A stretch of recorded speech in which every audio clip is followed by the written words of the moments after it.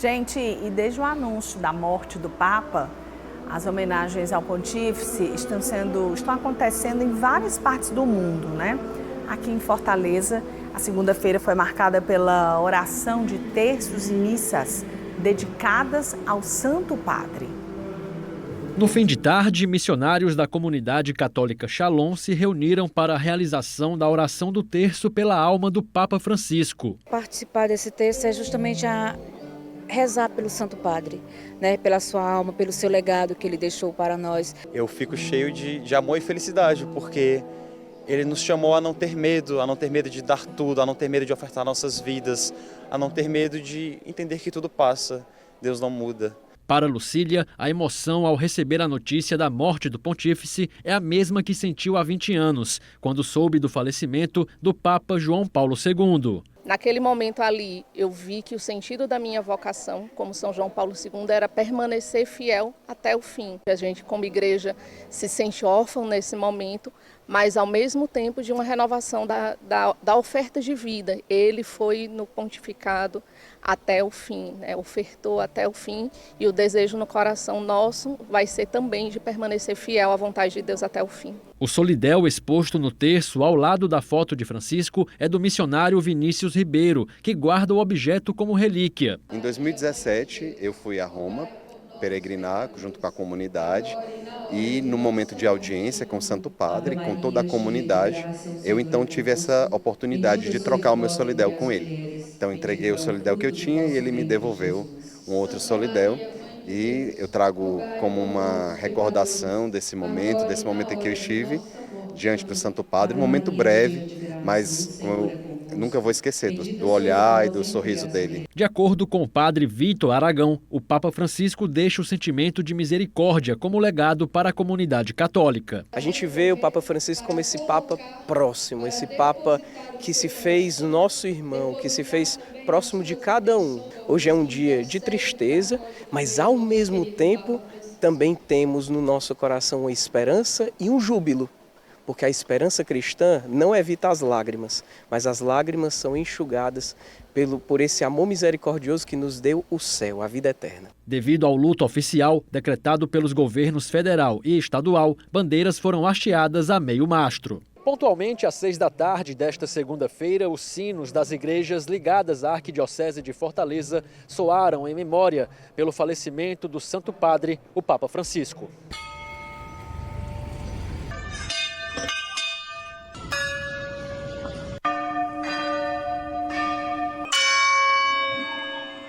Na igreja Nossa Senhora Aparecida, no Montese, católicos compareceram à missa em homenagem ao Papa, uma celebração à vida sacerdotal de Francisco. Dia de feriado, muitas pessoas amanhã já vão voltar para os trabalhos, podiam ter ido passear agora à tarde, mas atenderam a nossa convocação. Primeiro porque o povo do Montese é um povo de fato muito fiel, muito católico, mas era um sinal claro de que o Papa já estava no coração dessas pessoas, né? Vários me mandaram mensagens chorando, dizendo que o Santo Padre morreu. Eu disse, pois vamos nos unir mais tarde em oração e certamente a gente vai dar essa demonstração de fé do nosso amor pelo Papa, seja ele quem for. Padre Rafael relembra o contato que teve com Francisco no Vaticano, recordação que continuará viva em sua memória. Aquele chapeuzinho, né, que o Papa e os bispos usam, só que o do Papa é branco. Na última vez que eu tive com o Santo Padre em Roma, já para voltar em definitivo para o Brasil, ele, na audiência geral, eu entreguei para ele. Então, ele tirou o dele, colocou o meu, ficou ali um pedacinho com ele, depois me devolveu e eu trouxe como um sinal disso, né?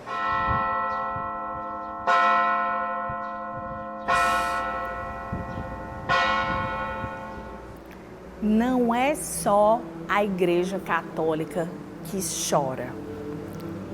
Não foi apenas a igreja, os católicos que perderam um Papa. Foi o planeta inteiro.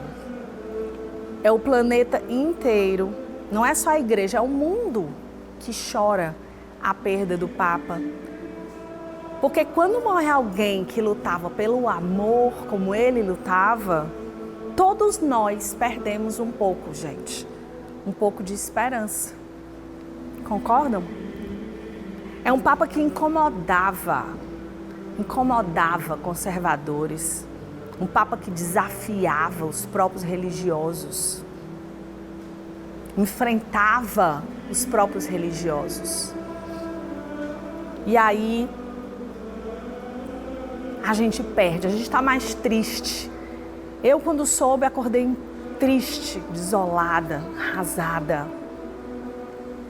Falava de fé, um Papa que falava de fé, mas também um Papa que falava de ciência, que falava de Jesus, mas também um Papa que falava dos gays, mas também um Papa que falava das mulheres, mas também um Papa que falava dos pobres.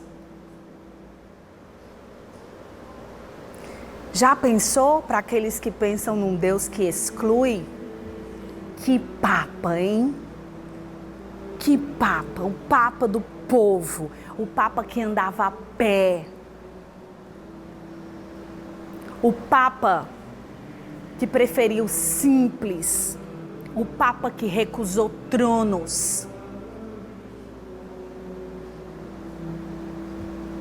Um Papa que sussurrava, que respirava compaixão, que não ligava para tronos nem nada, mas que era fundamental para ele a compaixão. Um Papa que nunca se acovardou, viu? Ele nunca teve medo de dizer aquilo que precisava ser dito. Um Papa que sempre fazia questão de dizer como é importante a gente amar o nosso próximo. O Papa do povo, e eu nunca me canso de dizer, o Papa de todos e todas, o Papa das periferias. Um Papa que deveria ser espelho para muita gente. Um Papa que perdoou até o homem que tentou matá-lo, tá? Hoje em dia as pessoas estão com o coração tão cheio de mágoa, tão cheio de pedregulhos, né? Essa palavra perdão chega a ser até uma falácia. E ele perdoou até aquele que tentou matá-lo. Então, realmente é uma perda para o mundo inteiro a ausência física do Papa Francisco. Mas o Papa com certeza foi recebido no céu com muito amor, com muita alegria, está sendo acompanhado, orientado, encaminhado e com certeza vai continuar sendo luz nas nossas vidas, luz nas nossas vidas. A gente está ali com os nossos 2 colegas jornalistas que estão aqui na nossa redação, ali caladinhos, quietinhos, a nossa querida Bianca Saraiva, que está ali já preparando o Jornal da Cidade, ao lado dela o Alexandre Medeiros está ali também. Eles foram ao Vaticano e aí tiveram a oportunidade de viver, de respirar essa fé. E aí, inclusive, um de vocês 2 pegou uma declaração do Papa, não foi? Não foi?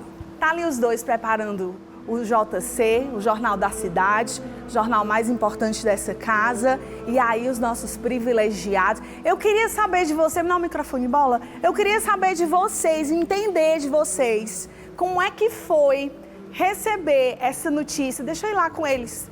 Eu queria entender como é que foi para vocês essa notícia, né? Primeiro receber essa notícia. Para mim, que não estive lá, foi assim um estouro, eu fiquei arrasada. Imagino para vocês que... Me dá o outro para a Bibi, o outro microfone para a Bibi. Imagino para vocês que estiveram lá, respirando tudo aquilo, vivenciando tudo aquilo. E você, Alexandre, que ele inclusive falou até da cachaçinha nossa para você, né? Boa tarde para vocês, meus amores. Para todo mundo que está em casa.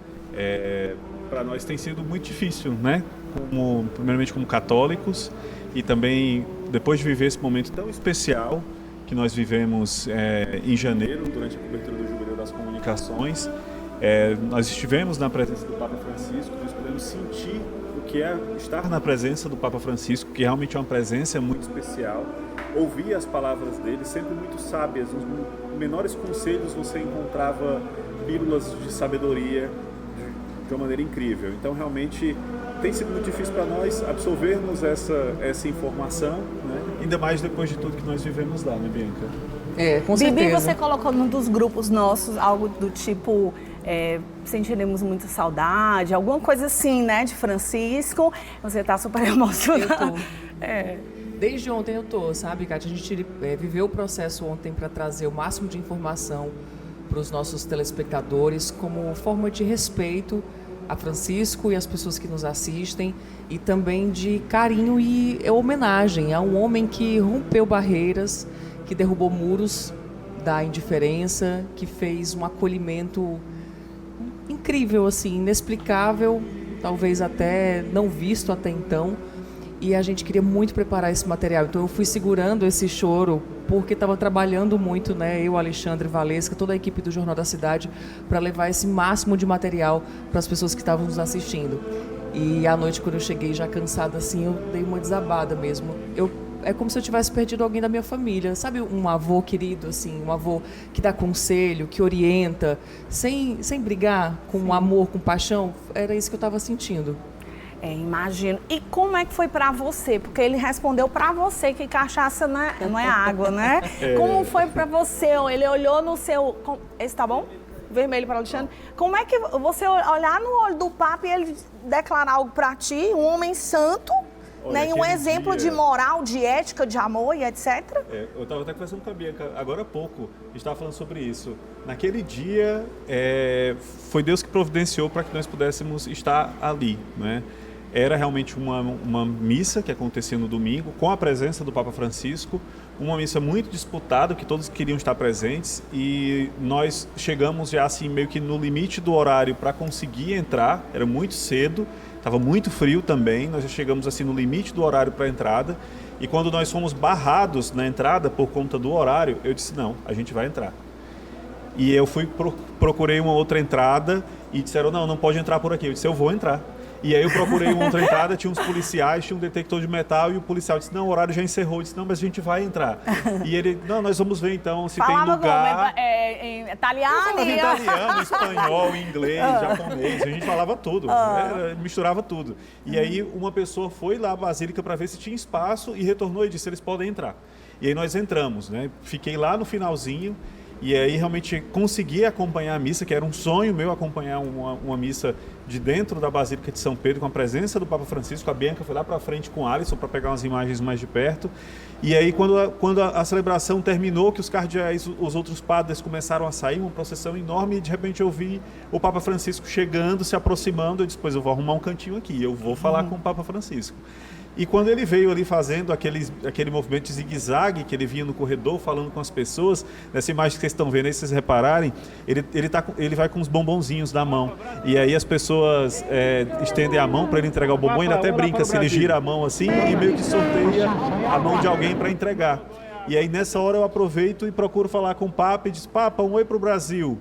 E aí ele olha pra mim e faz aquela brincadeira, né? Ele olha e diz, cachaça é água? Tem esse áudio aí? Tem pra gente conferir? Tem como soltar agora? Eu sei que tá tudo muito improvisado, gente. Peço até perdão à equipe técnica, mas é isso mesmo, né? Olá para o Brasil! Papa, olá para o Brasil!